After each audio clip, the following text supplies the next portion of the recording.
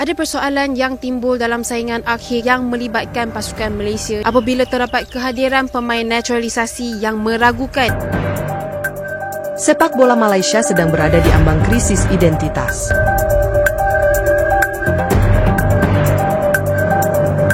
Kali ini saya nak bercerita tentang skuad Harimau Malaya. Kalau kita lihat, baru-baru ini diberitahu bahawa kita akan mengambil 2 orang lagi pemain naturalisasi, iaitu Endrick Dos Santos dan juga Gonzalo Cabrera. Ini seakan menunjukkan yang FAM obses dengan pemain naturalisasi, sedangkan ramai pemain tempatan yang berbakat yang boleh diketengahkan.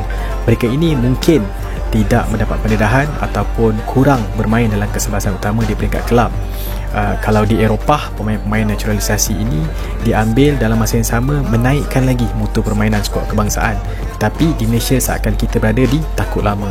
Oleh itu saya menyeru FAM untuk kaji betul-betul perkara ini sebelum diambil mereka ini bermain untuk Malaysia. Apabila ada revolusi sebegini, saya kira kalau saya sebagai pemain lokal, ini memberi mungkin sebagai satu saingan untuk saya. Bagi merungkai persoalan ini, kita akan bersama dengan Zulhemi Zainal Azam di Bilik Berita. Zul, keseragaman kesemua pasukan, apakah semua pasukan menerima ataupun tidak, tetapi anda melihat senario terbaru? Personally aku rasa untuk naturalisasi player ni diorang program tu okey je sebenarnya, cuma cara pemilihan atau kita nak naturalisasikan player tu bagi aku tak betul. Sebab kita boleh nampak kegagalan yang berlaku dekat di Paula yang sangat membantu pasukan pun, dan kita expect bila kita buat naturalisasi ni kita dapat fast result, tapi sebaliknya berlaku. So personally aku rasa program tu betul, bagus, cuma cara pemilihan tu tak betul. Saya tak tahu yang menguntungkan mana pihak. Yang banyak drama kat Twitter ni kita tak tahu, tapi yang pastinya result dia tak diputuskan secara individu oleh FAM. Yang penting keputusan memberi kewarganegaraan kepada pemain tidak boleh diputuskan secara individu oleh FAM. Tapi apakah disebabkan terlalu ramai pemain naturalisasi ini? FIFA ni dia menyerahkan kepada kerajaan. Kalau kerajaan sahkan, apa hak aku untuk nak nafikan? Kalau kerajaan bagi pasport, bagi IC, kalau dokumen semua lengkap, mereka tidak ada masalah. Apa FIFA nak nafikan? Membuat demonstrasi yang sesuai. Ini masalah kita. Ada satu ketika, tak tahu lah Sorry Fidah hari ke tidak, Tan Sri Presiden FAM waktu tu, saya kata ambil pemain warisan, ambil naturaliskan player, jangan bagi bermain di Malaysia. Ada satu benda yang tak betul, iaitu kualiti pemain. Kualiti pemain warisan yang kita ambil tu belum mencapai lagi. Maka bermulalah satu revolusi yang dipandang sinis oleh kebanyakan orang kerana nak cari orang sana sini, sehingga kan ada yang tak percaya ada je orang Malaysia di Argentina, di Brazil, di Colombia. Kalau England tu memang common lah. Kalau di Europe common lah. Tetapi kalau sampai di Argentina, macam mana datang orang Malaysia pergi ke Argentina? Sepak bola Malaysia kacau. Pemain tempatan tak terima dihapus demi pemain warisan. Kekacauan yang tak terhindarkan. Sepak bola Malaysia sedang berada di ambang krisis identitas. Belum selesai publik menyuarakan ketidakpuasan terhadap prestasi tim nasional yang stagnan, kini gelombang protes datang dari para pemain tempatan sendiri. Dalam beberapa bulan terakhir, pergeseran besar terjadi di dalam skuad Harimau Malaya. Pemain-pemain tempatan yang telah lama membela negara secara konsisten, mulai tersisi demi memberi tempat kepada pemain warisan, pemain yang memiliki darah Malaysia namun besar dan lahir di luar negeri. Yang menjadi sorotan bukan hanya persoalan teknis atau strategi pelatih, tetapi munculnya dugaan bahwa banyak pemain warisan yang masuk ke tim nasional dengan dokumen meragukan, dan sebagian bahkan dinilai ilegal. Di tengah maraknya kasus ini, para pemain tempatan merasa tersingkir di negeri sendiri. Mereka mempertanyakan, apa gunanya berjuang sejak kecil, jika akhirnya digantikan oleh mereka yang baru muncul hanya karena paspor. Babak baru, ketegangan dalam ruang ganti. Sumber internal dari beberapa sesi latihan timnas mengungkap bahwa ketegangan antara pemain tempatan dan pemain warisan telah terjadi jauh sebelum turnamen besar terakhir. Beberapa pemain senior menyampaikan keberatan secara tertutup kepada pelatih, namun tidak ditanggapi. Mereka mengeluh karena beberapa pemain warisan diberi tempat utama meskipun minim kontribusi di lapangan. Situasi ini memunculkan kecemburuan, yang lambat laun berubah menjadi konfrontasi terbuka. Beberapa dari kami berlatih keras, bertahun-tahun mengenakan jersey negara.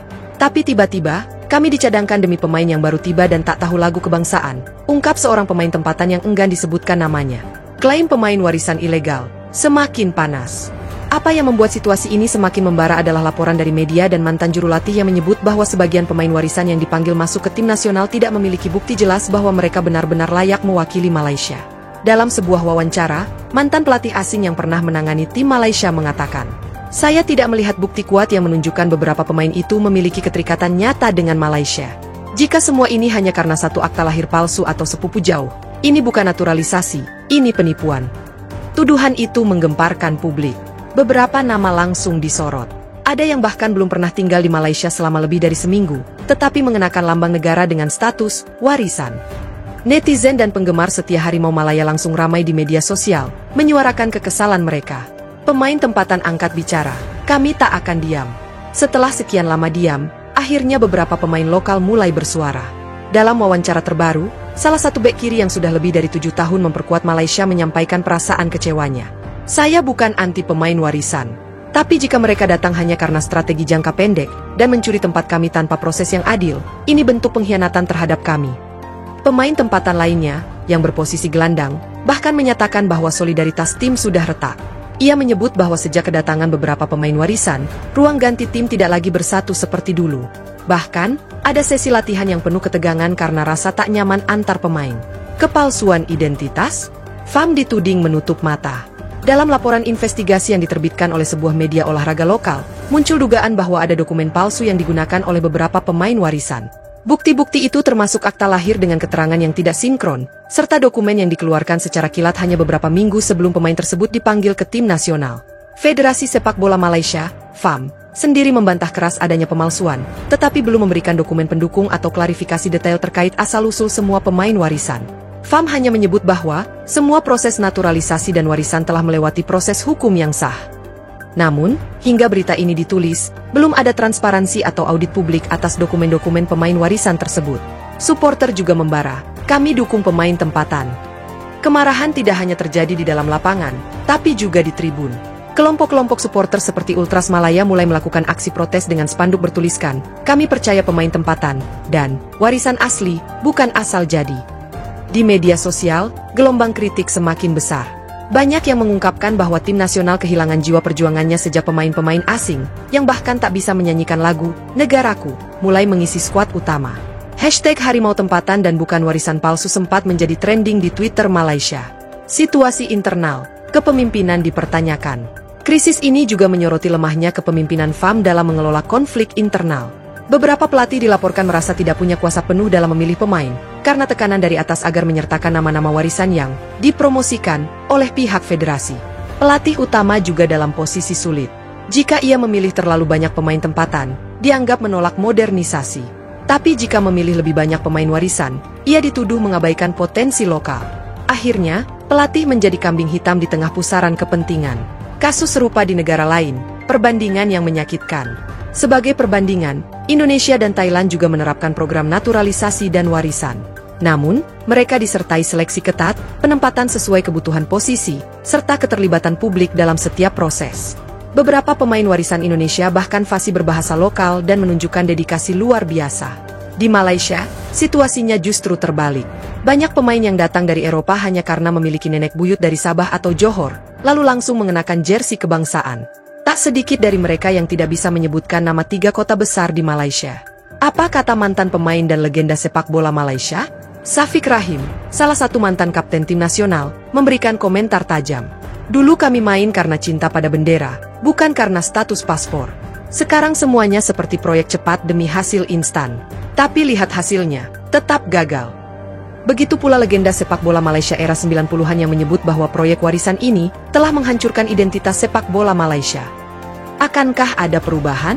Dengan tekanan dari dalam dan luar lapangan, kini banyak pihak menuntut FAM untuk mengevaluasi total kebijakan pemain warisan. Beberapa bahkan menuntut agar semua pemain warisan yang diragukan keabsahan dokumennya segera dicoret dari tim nasional. Pemain tempatan meminta agar dilakukan proses seleksi ulang yang adil dan terbuka. Mereka juga mendesak agar FAM tidak hanya mengejar prestasi cepat, tetapi membangun sistem jangka panjang yang menghargai kontribusi pemain lokal.